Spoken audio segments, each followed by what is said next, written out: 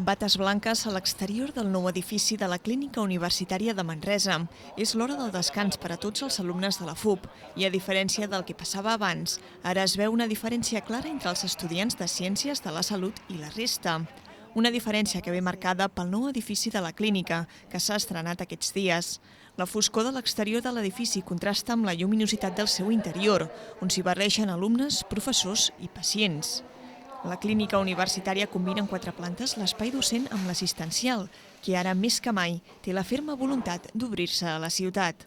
La clínica pot venir a ser atès per un podòleg, per un fisioterapeuta o per un logopèdia, qualsevol persona de la ciutat. De logopèdia, a més, realitzem tota la logopèdia pública per Bages i Solsonès, és a dir que hi ha molta activitat logopèdica que es fa en conveni amb CatSalut. Per tant, qualsevol persona, ja sigui derivat per aquesta via o a nivell privat, o també a través d'algunes mútues amb les que tenim conveni, pot trucar, pot venir a la planta 0 de l'edifici i demanar hora per ser atesa amb el servei que pertoqui. A la planta baixa hi ha la recepció i els consultoris de logopèdia, a la primera planta els de podologia i fisioteràpia i a la segona s'hi apleguen les aules docents, a més del bloc quirúrgic, amb parets de vidre perquè els estudiants puguin observar les operacions, que podran ser simulades o reals. Tot i que l'edifici combina visites assistencials i docència, aquests dos serveis no es barrejaran, ja que les visites mèdiques les fan sempre professionals, que poden comptar amb els estudiants per ajudar i col·laborar.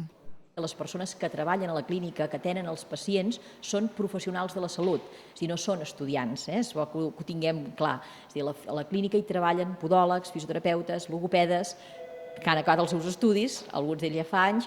Tots ells han sigut formats per la FUB, és a dir, nosaltres tenim activats els serveis que tenim estudis, per tant, el que contractem són exalumnes. Si bé, en alguns moments, tenim alumnes que passen per aquests serveis, que veuen com treballen, que col·laboren, que ajuden, però l'activitat assistencial la duen a terme els professionals de la clínica universitària.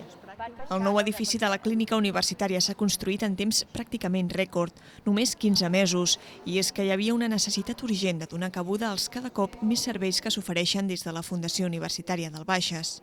El fet de traslladar la clínica, que abans era dins de l'edifici de la FUB, no només ha servit per fer-la més visible.